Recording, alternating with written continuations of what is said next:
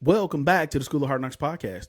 On this week's show, we're talking about excuses. Yeah, you know those things that you give when you don't want to hold yourself accountable. I'm going to share my story of when my excuses ran out and why it's important to eliminate excuses so that your legacy can get deeds and account numbers and not a journal full of what ifs. It is time to get on the bus because class is in session. This is episode 151 of the School of HardKnox podcast, and it starts now.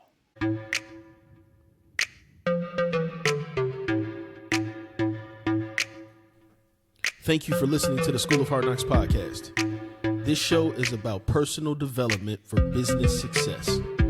Not only do we tell the stories of successful people in order to create more successful people, we want to help you turn your thoughts and ideas into reasonable, rational, and profitable action. This show is about my life experiences, your life experiences, and how we can work together to become the best versions of ourselves. Prepare to be inspired, motivated, and most importantly, challenged. Enjoy the show. Welcome back to the School of HardKnox podcast. I'm your host, Mark W. Knox. Class is in session. We are back to our regularly scheduled programming. For those of you who joined us last week, that's in the past. We dealt with it. We're moving forward. Progression. This week, based on what you've already seen on the title, appreciate you clicking on my face. This week, we're going to talk about excuses. All right, we're just going to jump right in. We're going to talk about excuses. I think excuses are probably one of the biggest defense mechanisms that we use to justify where we are, where we aren't, where we're trying to go, where we're slow to go, right? I think excuses are, sometimes it's just natural. I mean, there's one individual in my life that uses excuses more than almost life itself. His name is Marquez, and he's only 9. He's my son. He uses a lot of excuses, but again, he's only 9, right? There's also some adults out there, and you know who you are, that have an excuse for just about everything, right? Like you have an excuse again for why you are or why you aren't. You have an excuse for why you're here, why you're there. You have an excuse for why you're fast, why you're slow. It is astonishing how much we let, or let's say it's astonishing how much credit we don't give to ourselves because of excuses, right? Like I think we are actually capable of so much more in our professional lives, in our personal lives. But I think our default switch is an excuse, right? I'll give you an example. And again, we're just jumping right in. School of HardKnox podcast, classes in session, Mark W. Knox. I'll give you an example for me, right? When I was doing my corporate thing, when I was attempting to climb the corporate ladder, I was getting promotions and raises and different assignments and being on different teams when I was working for these multinational companies, these global organizations. Things would be going well for many, many months consecutively. I would either, be hitting a number or again, up for a promotion, up for a raise. All my performance reviews were always, exceeding expectations, 4s and 5s. If you know, you know. But I had always told myself that if I got skipped over this time, or if we used to call it getting the shaft, if I got the shaft this time, if I got ice this time, if I got overlooked this time, that, you know what, I'm done, I'm fed up, I'm going to do my own thing. Now that I'm actually doing my own thing, the path to me doing this Pixel audio video full time was really not my choice. The timing was really not my choice, right? All transparency. The timing of me launching out and going full time with Pixel audio video was really a drop kick from God off of my front porch, right? It's probably something where, because I used to say this all the time, especially right when I right when I had left corporate arena, I used to be like, man, this is the life. Like being an entrepreneur, doing your thing. Like it's hard, yes, but it's so rewarding at the same time. I used to be like, man, I could have done this years ago. Or I should have done this years ago. Now I get it. Like God's timing is perfect. I don't argue with God's timing. However, I think God offered me a window many different times to where he was like, yes, this is my timing, but I'm going to give you a window of opportunity. And I need you to jump out on faith within that window of opportunity while it's open. And I never did it. Right. I never jumped out there. I was always just nice and comfortable up on the porch, again, hitting my numbers, getting my great performance reviews, so on and so forth. And it was always good enough. And I could always justify staying in a lot of those roles that I was in. The timing, though, the window had actually closed. OK. And when the window closed, for the Lord to allow me to make my decision based on my timing, which was within his timing. That's what you got to catch. It was his timing, but he had opened a window to allow me to make a decision that was in my timing. When his window completely closed, he just took it over completely. He took over the whole thing. Have you ever been at somebody's house watching them cook or watching them try to do something in the kitchen? Like for me, it's usually cooking. Right. Because I'm pretty good in the kitchen. So I'll be in somebody's house. They'll be preparing a meal and I'll see them doing something. I might see them doing something wrong. I might see them doing something slow. I might see them doing something dangerous. Right. Like not temperature checking chicken or something like that, or slicing something the wrong way. And at a certain point, you're like, OK, I think I got to jump in on this. Right. And you just jump in and you just kind of take charge and you just go with it. That's kind of what it was, right? God, I think he evaluated the situation and the opportunity that he gave me.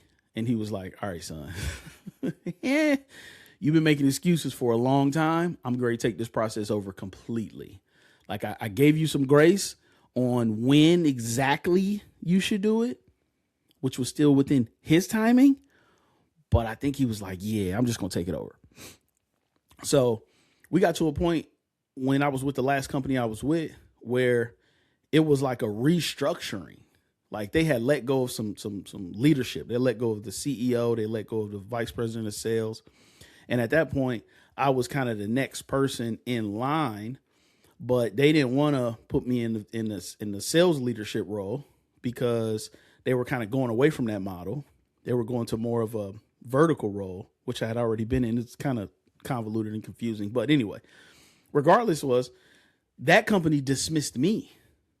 That company that company kicked me off the porch, which I don't look at it as they let me go. Honestly, I look at it as God told me, time's up, brother. Right. So the excuses that I was making for all of those years had finally caught up with me. And when the decision was made for me, it was extremely uncomfortable and unnerving in that moment. And I'm here to tell you that's what excuses do. Excuses are just like the poem that I had to remember when I was pledging Phi Beta Sigma. It was, excuses are tools of incompetence. They build bridges to nowhere, and those who use them will never be Sigma men. Right? Because literally excuses build bridges, but they build bridges that don't ever get to the other side. That's why they call it an excuse. Right? You're excusing yourself from accountability and responsibility for doing something. Now, when you look at it like that, when you look at it as like you sneezed or you farted and you say, excuse me, right? It's an embarrassing moment that you have to ask public forgiveness for. Like, you, excuse me, you noticed that I burped in public. You noticed that I passed gas in public, right? It's an embarrassing moment. And that's what excuses do. You're excusing yourself from responsibility and accountability. And when you do that time and time and time again, the closer you get to the end of the bridge, the more uncomfortable and unnerving it is when it actually ends. Because what most people don't tell you about excuses is eventually you have to answer for all of your excuses. You can't just keep you can't just keep excusing yourself. You eventually got to answer for them. You eventually got to use the bathroom. Right? Like you eventually have to do something. Either your reputation is going to suffer if you don't, because then you're going to be that person that everybody refers to as, yeah, man, he always making excuses, man. He ain't about that life. He ain't going to do nothing. She ain't going to do nothing. Yeah, she just be talking. Don't pay them no attention. And that's even worse from a social capital standpoint and a reputation standpoint than being kicked off the porch like I was. So you almost want to get to the point where you're forced to do something. Do you know how many entrepreneurs are born because their excuses ran out and they really had no other option? Right? So either you're at the end of your rope on the corporate side and you keep making excuses about why you're not going to leave, why you can't leave. And we'll talk about some of those excuses in a moment. And you just get to the point where you burnt out, you're depressed, you're stressed, you're overworked, underpaid, undervalued, marginalized. And you get to the point where you say, I can't do this no more. And next thing you know, you're literally pulling your hair out. You literally get to the point where you can't function. The job makes you ill, makes you sick.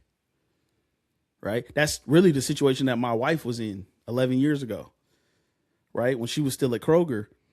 She got to the end she literally got to the absolute end of the line. She could not physically function at that place anymore.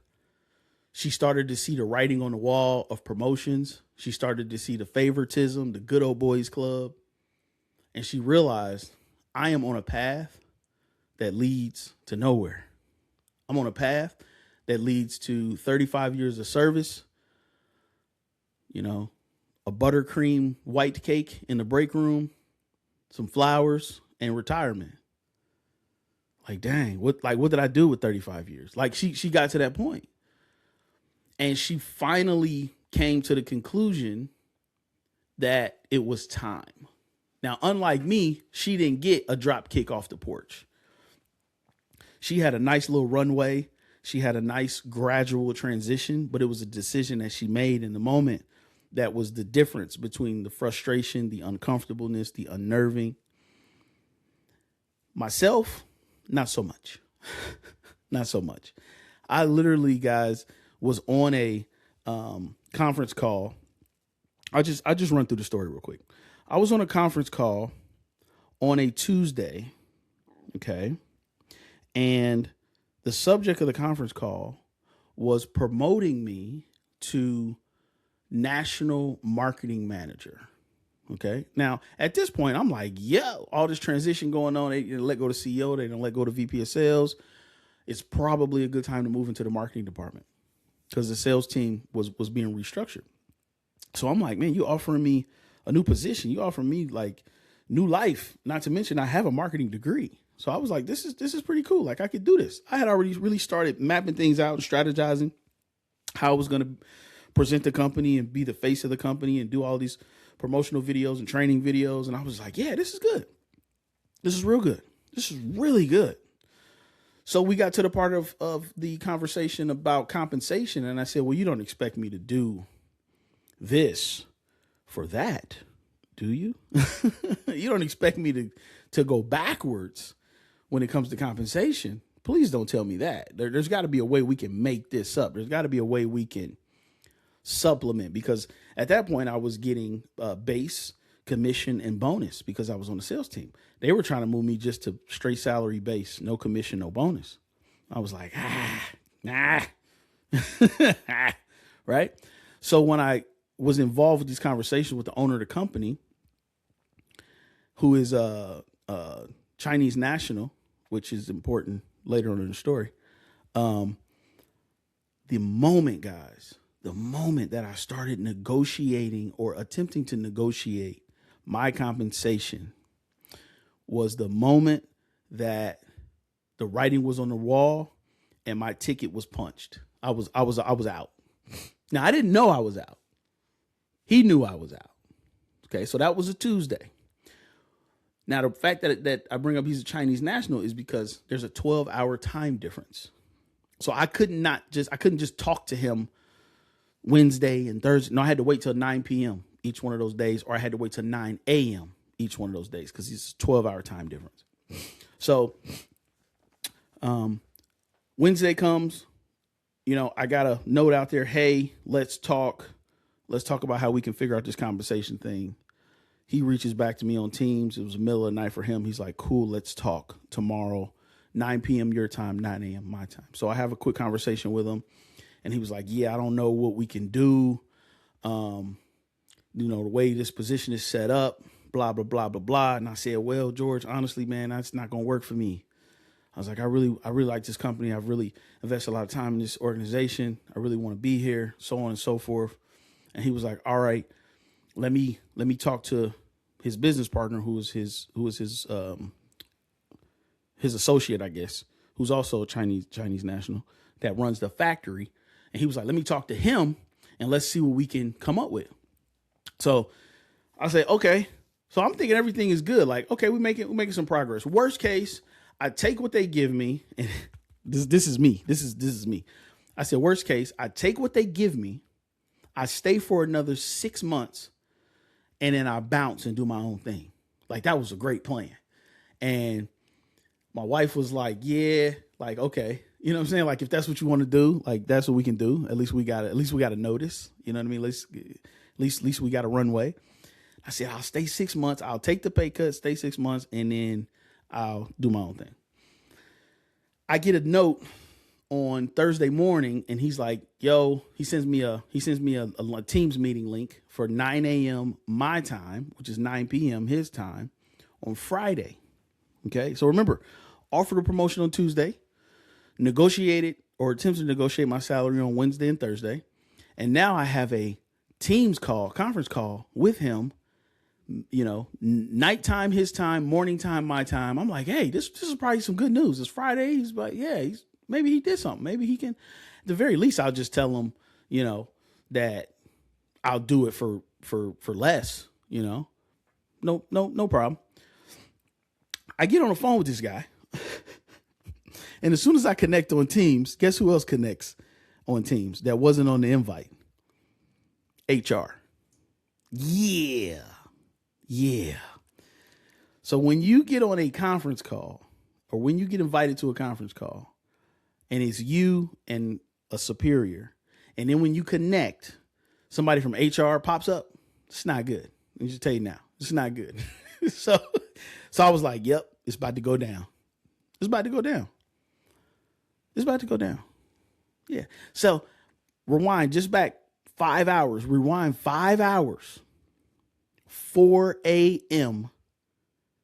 Friday morning, I am awoken out of my sleep. Now, for me, don't know about you, but the Lord speaks to me in the middle of the night. He always has. My undivided attention.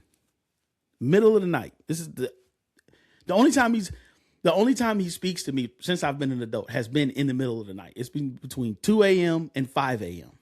Okay. I'm talking about most things that he tells me is the middle of the night. So I knew it was him. Woke me up, and literally in my brain, in my ear, what I heard was, prepare your heart. They're about to let you go. That's what he said. And I had to sit with it for about 15 to 20. Then I woke my wife up and told her. And from that moment, after I told her that, we game planned. And we eventually probably went back to sleep probably around 6 and slept another hour. But we game planned for like 2 hours. Like, all right, if that's what it is, this is what we going to do. So 9 a.m. comes. I get on the Teams call. HR's on the call. Another salesperson is on the call. And then the owner of the company is on the call. Let me tell y'all. There's a little bit of a language barrier. So maybe. But getting drop kicked off of the porch, your proverbial career porch, sucks. There's no easy way to put it. When he connected the call, he knew he was about to let me go. Because he told me, As soon as I got on the call, he said, Mark, can you read what is in the chat box? I promise you, this is how it happened. Can you read what's in the chat box? So I open the chat box and I read it. And the chat box says, conditions of termination. This is your severance. This is how many more paychecks you're going to get. This is information about Cobra. This is what you need to do with your laptop. This is this. And I said, wow. That's what I said on the phone. On the thing. I don't think we was on camera, but I said, wow. I said, really, George? I said, really? I said, why? Then this is what he told me. Not to my face, but this is what he said. He said, your performance over the past 6 months hasn't been satisfactory. I said, George, you just offered me a promotion on Tuesday. He was like, yeah, it's performance based. So what I later learned is when you let somebody go, you got to say it's performance based, because then at that point it takes some liability off the company, so on and so forth. I mean, I got the numbers and the metrics to prove that it was not performance based, but either way, that ship has sailed. So I get off the phone with him and I'm sitting at my desk and I'm going through those stages. I'm in the beginning stage, which is shock. My wife walks in the room. I have that Denzel Washington glory tear in my eye. And I'm like, yo, this is the first time that I've ever gotten canned. I've been laid off before. But like when I was at Sony, the layoff, it was a group layoff. They laid off 1,000 people on one phone call. Like to me, that wasn't personal. I wasn't tripping. But this was the first time I ever got personally canned. Okay. So my ego was definitely hurt. Like my internals was hurt. So I buried my head in my wife's arms and she's like, yo, we already know what we gonna do. Don't worry about it. Like, we already know. So at that point, I'm like, my excuses have just run out. Literally in this moment, my excuses are no more. I cannot make any more excuses. And the reason I cannot make any more excuses is because I have her and I have 3 children that I have to support. No more excuses. Now I got to make the rubber meet the road. First person I called. The first person I called was Trey, my business partner. Now, you got to remember, we've been cooking Pixel since 2020 something, 2021, 2022. We've been cooking Pixel. It's been a side hustle. We've been doing our thing. Jobs here and there, projects here and there. We were making what Trey and I refer to as vacation money, right? So we was making money, but it was the amount of money that you need for a vacation. Okay. Right. It wasn't mortgage money. It wasn't car note money. It wasn't daycare tuition money. It was vacation money. It's good money, but you wasn't about to change nobody's life with it. So I call him. I let him know, and I said, yo, man, I just got let go. And thank God, he's not the kind of person to get nervous in the service anyway. But he was like, oh, it's on. Like, he was excited. He was like, oh, word? Like, he didn't say, get your resume together. He didn't say, make sure your LinkedIn is up to date. He didn't say, let's practice your interview skills. He was basically like, well, I guess you start Pixel full time on Monday. Like, okay, cool. Let's have a strategy. Let's have a strategy meeting Monday morning or Tuesday morning, because I had to go out of town that weekend. Let's have a strategy meeting Tuesday morning, and we going full steam ahead. I said, dang, like, thank God for my partner, number one, but number two, like, he more excited than me. So he hyped me up. So then after that, my wife, my kids, we had to drive to Detroit, Michigan for a funeral, ladies and gentlemen. Of course, the funeral was already planned, like, clearly. But we had to drive up for a funeral. But let me tell you what that did. That gave me 4.5 hours to process that information, to process what happened. On the way up, I made all the phone calls I needed to make. I called my parents. I called my sisters. I called my best friend, so on and so forth. There was only one person Out of all of those phone calls, who had doubt about me going and doing my full-time thing? One person out of almost 10 people. So just looking at the numbers, I wasn't really concerned about what they was talking about, because what they was talking about wasn't in alignment, keyword, with what anybody else was talking about. It was like everybody was over here, that one person was over here. So I kind of dismissed that. That was an outlier.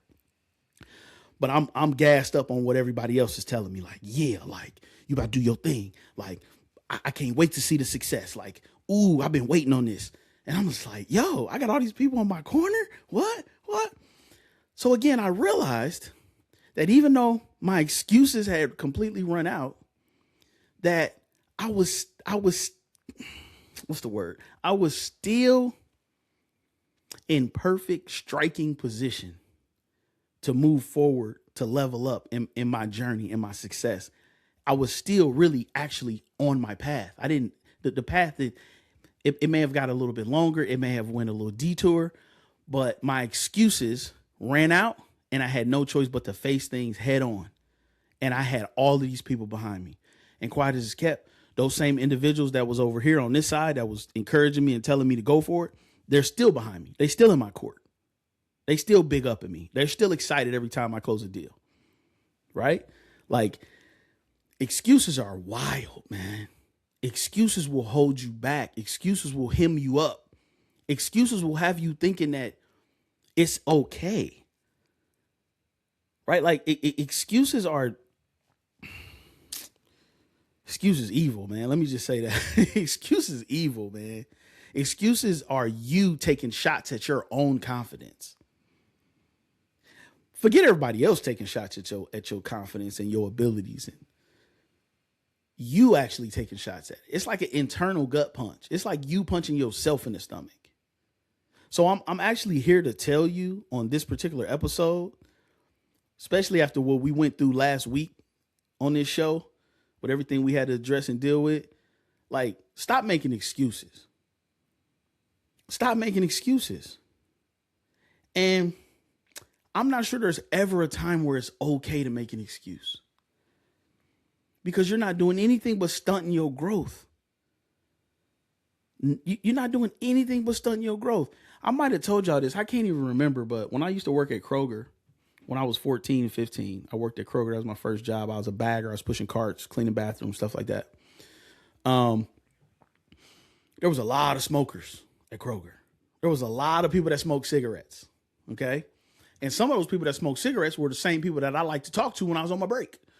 So I would naturally, they standing at the end of the building at the little picnic table smoking a cigarette, and I might come up within a couple feet of them and talk to them while they was on break. I was on break because, you know, you got work friends or whatever.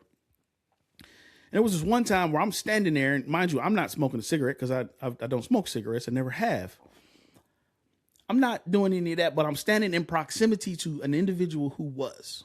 Okay, so just like we talked about last week, I think I was probably just guilty by association, because a customer who was minding their own business rolled by in a cart going to his car, and he could obviously tell that I was younger. I was only 14 or 15. He looked at me and he said, "Smoking's going to stunt your growth, young man." And I was like, okay. But he was moving so fast that I couldn't really say nothing back because he was gone. And then I started thinking about it like, man, stunt my growth.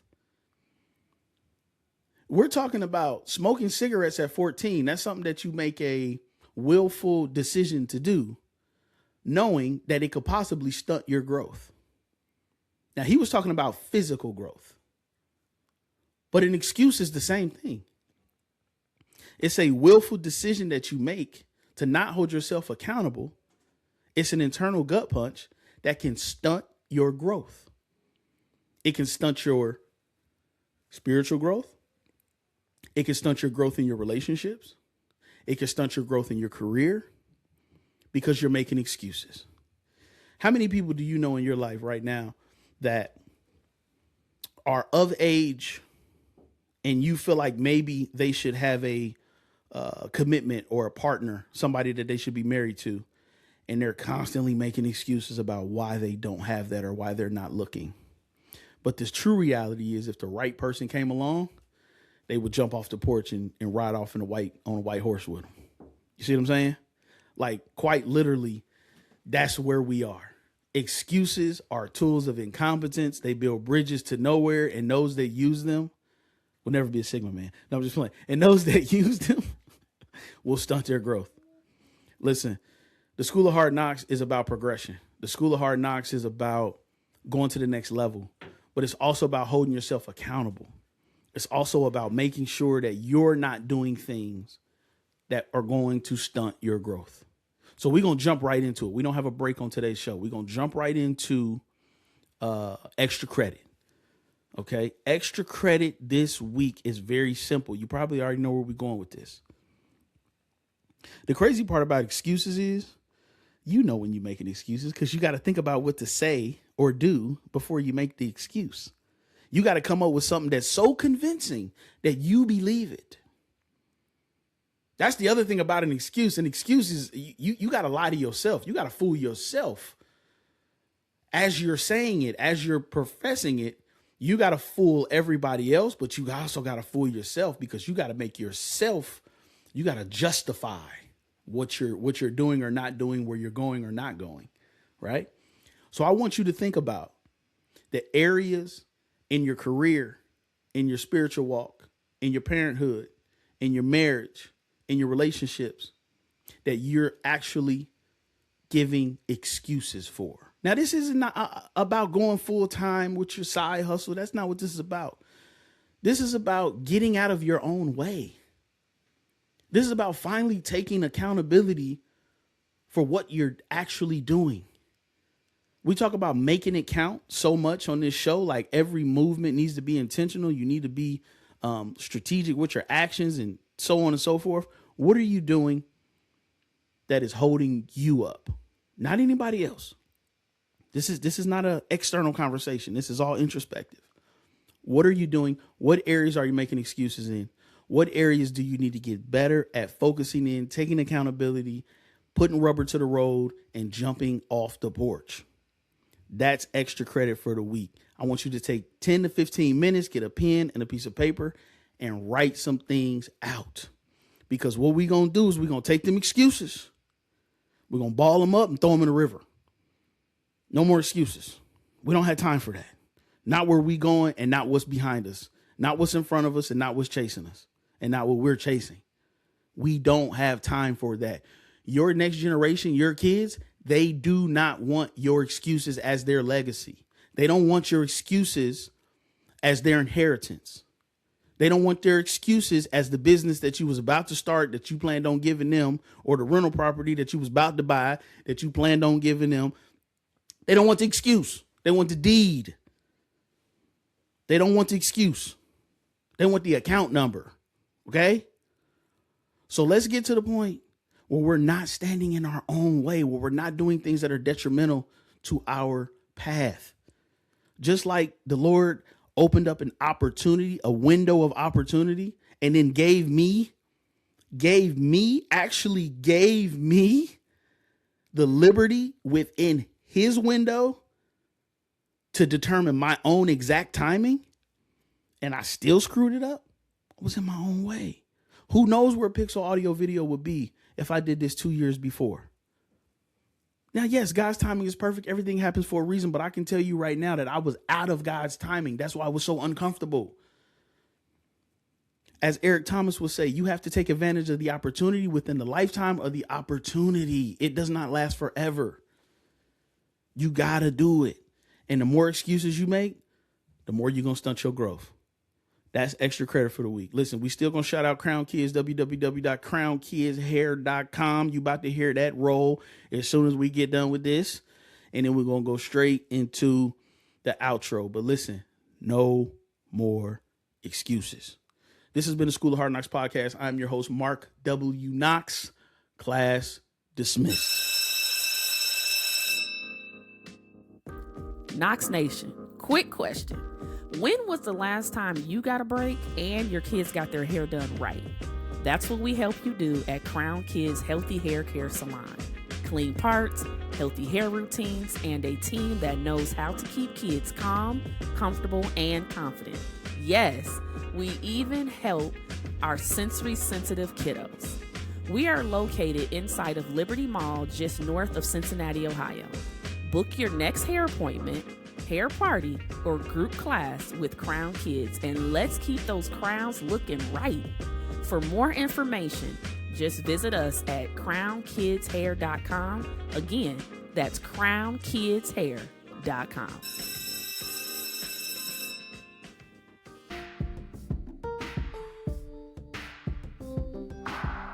Thank you for listening to the School of HardKnox podcast. You can find our archives as well as new episodes by subscribing on Apple Podcast. Questions or concerns or feedback about the show? Message me directly on Instagram at the School of HardKnox. That's KNOX. Thank you for listening. See you next week.